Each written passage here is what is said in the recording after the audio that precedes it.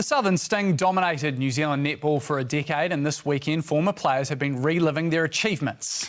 A few even dug out their old uniforms for a special reunion game to test whether that old magic was still there. Dave Gooselink reports. Back on court and still looking pretty competitive.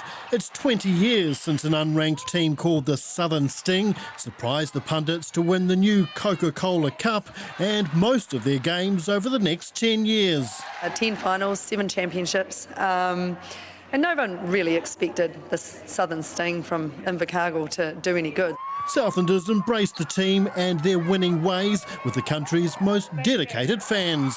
The crowds in Southland were second to none, and lining up the night before, sleeping out to get into the stadium was incredible. You don't see that these days. The Sting's winning run began in a venue barely fit for purpose. We only had the Centenary Hall, and every time it rained it leaked, so they had to stop the game.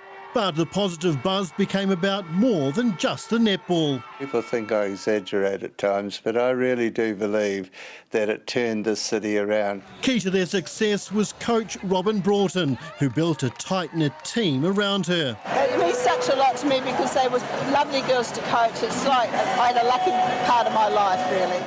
42 players represented the franchise over its decade at the top, but there was one notable absence on court, Donna Wilkins, who died last year from a brain aneurysm.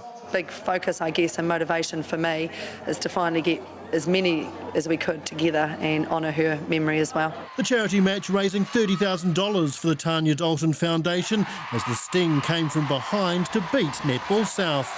It was just in true Southern Sting fashion, coming through and winning by 1 at the end. Still champions 20 years on. Dave Gooselink, News Hub.